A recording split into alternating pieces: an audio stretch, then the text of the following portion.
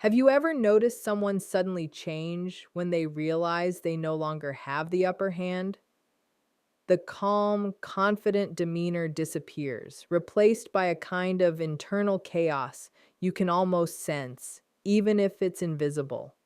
This is the moment when the carefully maintained illusion of control collapses. In the next few minutes, we'll walk through the 7 stages of internal collapse, the hidden psychological response that happens when control is lost.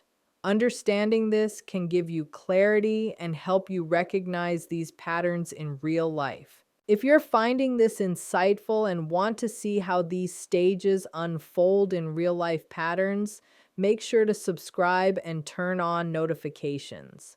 This knowledge isn't just academic, it's practical.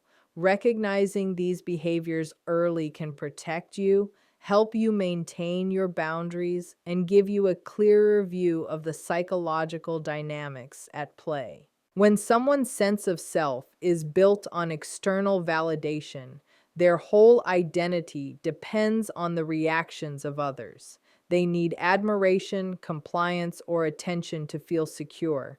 And when that influence is taken away, it's like the ground beneath them has vanished. Suddenly, the world no longer conforms to the image they have of themselves. They may have presented themselves as confident, charming, or in control, but that facade was never anchored in genuine self-awareness or internal stability. The realization that someone has stopped responding, stopped participating in their game, or stopped giving them the power they crave triggers a profound inner panic. Their usual tools, manipulation, intimidation, flattery, are ineffective, and the sense of authority they relied upon begins to crumble. This dependency on control isn't just a habit, it's an emotional lifeline.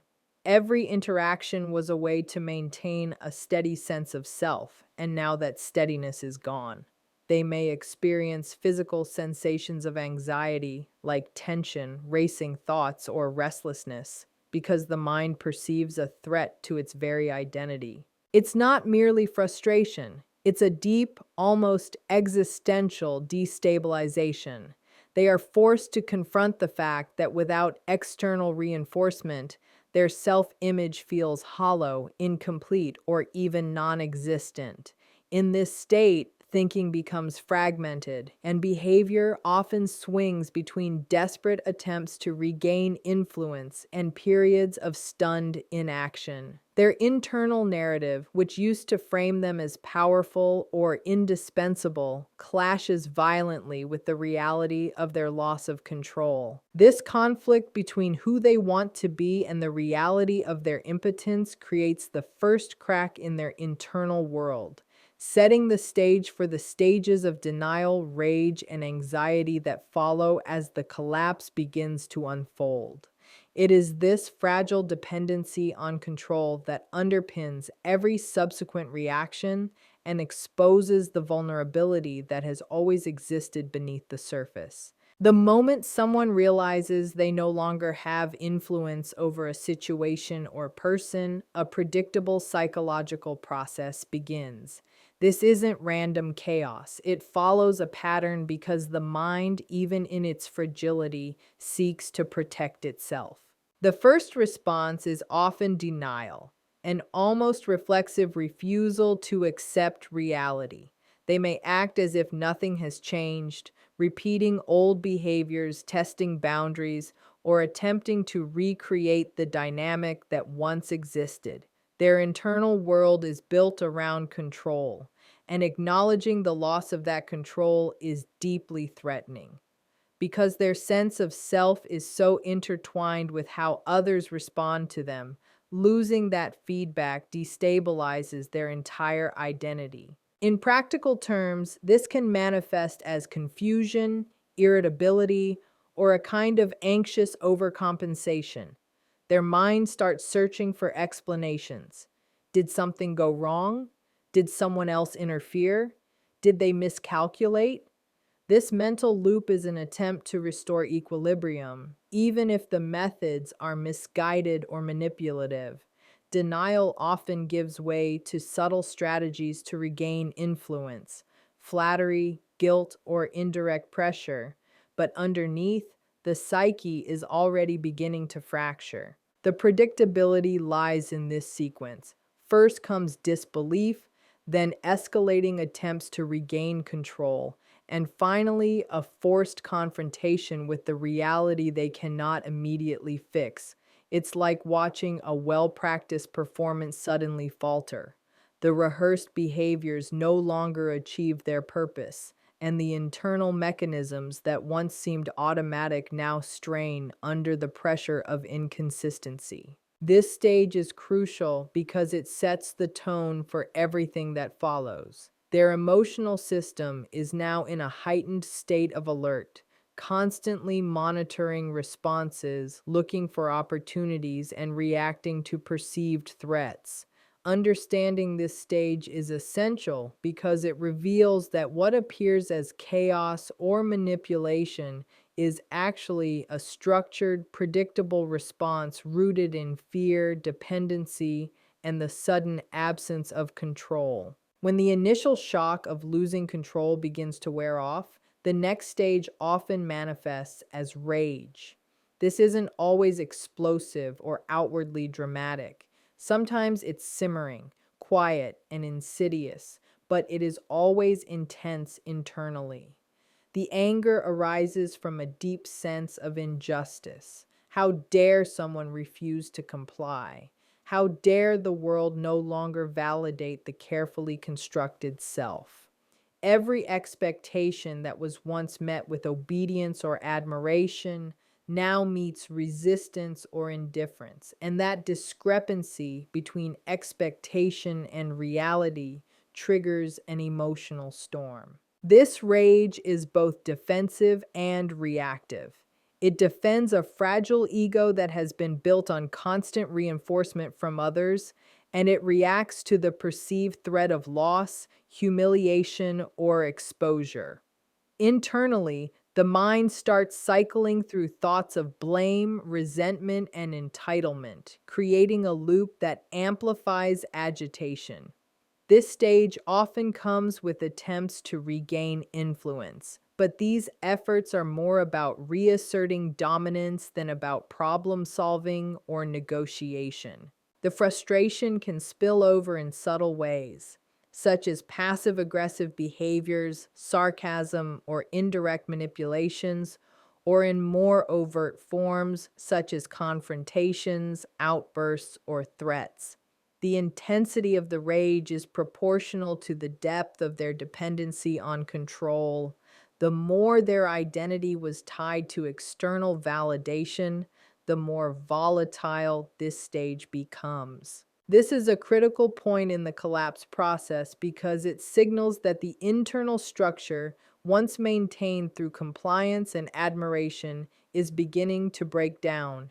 They are now aware, even if subconsciously, that their usual strategies are ineffective, and the internal tension grows, pushing them toward the next stages of anxiety, desperate attempts at manipulation, and ultimately retreat. Rage, in this sense, is not just anger, it is the psyche's alarm system, screaming that the foundations it relied upon are slipping away. As the initial rage begins to surface and simmer, the next stage often turns into frantic attempts to manipulate reality in order to regain control. This is where cognitive strategies shift from denial and anger into action, though the actions are rarely productive in a healthy sense. The mind becomes hyper-focused on restoring the status quo, on bending the environment or the people around them to meet its needs. Every interaction is analyzed, every response measured for leverage, and every opportunity to regain influence is seized. These attempts may take the form of charm, flattery, guilt-tripping, or subtle intimidation, depending on the personality and the context. Internally, there is a constant tension between the recognition of loss and the compulsion to act, creating anxiety that fuels increasingly desperate strategies. The more these attempts fail, the more the internal world fractures because the familiar methods of control no longer function. It's important to understand that these behaviors are not random. They are structured responses to the same underlying fear and dependency that began the collapse. Each tactic is an attempt to reassert the narrative that once provided stability and self-esteem. This stage is particularly visible because it often spills outward in behaviors that are manipulative, confusing, or even dramatic, but internally it is experienced as an urgent struggle against helplessness. The person is not calm, rational, or reflective. They are operating under the pressure of panic, trying to restore the illusion of power that has been disrupted. The cycle of attempted influence, failure, and escalating anxiety accelerates, making this stage one of the most intense psychologically. It is a turning point because when manipulation and influence fail repeatedly, it forces an internal reckoning, the realization that the old patterns no longer work and that the collapse is advancing. The mind begins to confront the impossibility of controlling the external world, and the panic grows. Once the frantic attempts at manipulation fail to restore control, the next stage is marked by intense anxiety and desperation. This is no longer just a reaction to a specific event or person. It becomes an all-encompassing internal state. The mind is consumed by the fear of losing relevance, of being exposed, or of being powerless, and this fear triggers both emotional and physical responses. Thoughts race uncontrollably, replaying past interactions, analyzing every detail, and searching for any possible way to regain lost influence. Sleep becomes disrupted, focus is scattered, and the body may respond with tension, restlessness, or even a sense of internal panic. This anxiety is fueled by the gap between the grandiose self-image they have always maintained and the reality of diminished control. The discrepancy creates a constant state of cognitive dissonance, knowing that they should be in charge but facing evidence that they are not. In this stage, behavior may become erratic, oscillating between aggressive attempts to regain influence and moments of stunned inaction. There is a heightened sensitivity to perceived slights or rejections, with each interaction amplified through the lens of insecurity and panic. The desperation is palpable internally, even if outwardly it is masked by charm, defensiveness, or withdrawal. This stage is crucial because it signals the deepening of the internal collapse. The mind is no longer operating from confidence or certainty. It is scrambling for control that is no longer attainable, which sets the stage for retreat, self-reflection, or continued pathological behaviors. Anxiety and desperation now dominate the internal landscape, creating pressure that forces either adaptation or further disintegration of the fragile self-structure. After anxiety and desperation reach their peak, the next stage is withdrawal, a silent retreat into the inner world. This is the point where external attempts to regain control have failed, and the mind begins to conserve energy by disengaging from the environment that no longer responds to its influence. Withdrawal is not necessarily visible to others. It can appear as silence, avoidance, or emotional distancing, but internally, it is a tumultuous period. The mind oscillates between replaying past interactions, analyzing perceived failures, and imagining alternative ways to regain power. Yet there is a sense of paralysis because none of the usual strategies are effective.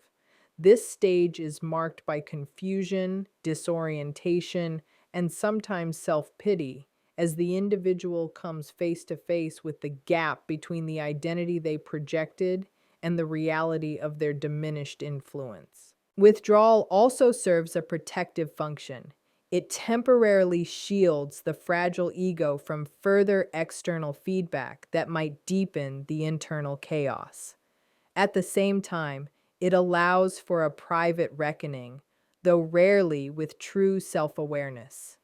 The person may ruminate endlessly, attempting to understand why control was lost, often blaming circumstances, timing, or others, rather than confronting the structural weaknesses within themselves. Internally, there is a mix of shame, frustration, and lingering anger, creating a volatile emotional landscape, even if outwardly they seem calm or absent. This stage sets the foundation for either eventual reflection or continued destructive patterns.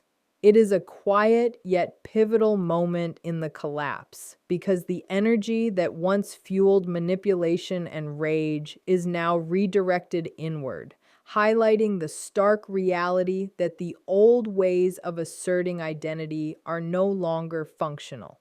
Withdrawal is both a pause and a symptom, a sign that the internal disintegration is deepening and that the psyche is being forced to operate in a world where external control is no longer guaranteed.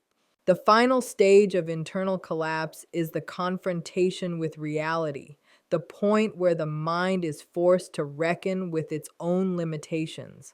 By now, all the strategies, denial, rage, manipulation, frantic control, anxiety, and withdrawal have failed to restore the sense of dominance that once defined the self.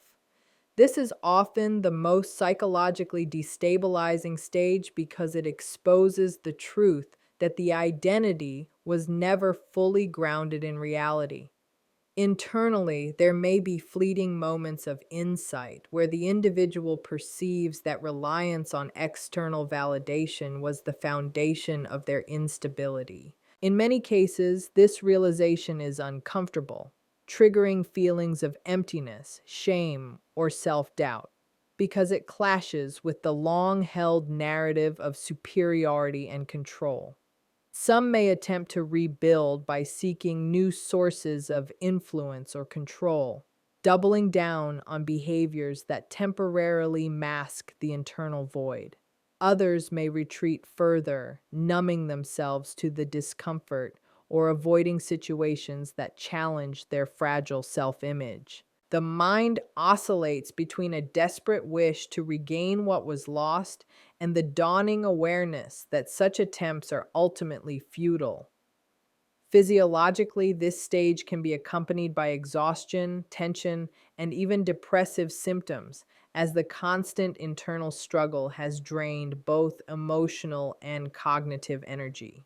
It is a stage of reckoning because the illusions of control have been stripped away, leaving the individual to confront the vulnerabilities they have long avoided. This final stage does not guarantee transformation or self-awareness, but it represents the culmination of the collapse process. The internal architecture, once propped up by manipulation and external validation, now stands exposed, revealing both the fragility and the potential for profound change. Though the choice to engage with that potential varies, and for many, the cycle of collapse may begin anew. Beyond the confrontation with reality, the internal collapse can move into a stage that is quieter but no less profound. The subtle self-reassessment or continued pathology. At this point, the individual has been forced to acknowledge, at least in fragments, that the strategies and behaviors that once maintained their identity are no longer effective. Internally, this can trigger a process of reflection where they examine past actions, motivations, and the consequences of relying on external validation. Some may begin to recognize patterns of entitlement, manipulation, and projection, creating a small window for genuine self-awareness. This awareness, however fleeting, is psychologically significant because it represents the possibility of change. an opportunity to rebuild identity from a foundation that is not solely dependent on others. For many, though, this stage is accompanied by defensiveness, rationalization, or doubling down on old behaviors, because facing the truth requires vulnerability, humility, and sustained effort that they may not be willing to undertake. The tension between the desire to maintain the old self and the recognition of its unsustainability can create inner conflict, emotional instability, and further anxiety. Physiologically and mentally, this stage often involves a mixture of fatigue, agitation, and heightened sensitivity to social cues. As the individual tests boundaries and searches for signs of acceptance or control. In some cases, this stage leads to adaptation, growth, or more measured behavior, while in others, it perpetuates cycles of manipulation, withdrawal, and attempted dominance in new contexts. Regardless of the outcome, this final stage marks the endpoint of the collapse process, where the individual is faced with the consequences of a fragile identity built on external reinforcement, and where the choices they make, whether to reflect, retreat, or repeat old patterns, will shape the next chapter of their psychological journey. In the end, the journey through these 7 stages of internal collapse reveals a truth that is often hidden behind charm, confidence, or control. A sense of self built on external validation is fragile and unsustainable. When influence is lost, the carefully maintained facade begins to crack, exposing fear, anger, desperation, and ultimately a confrontation with reality.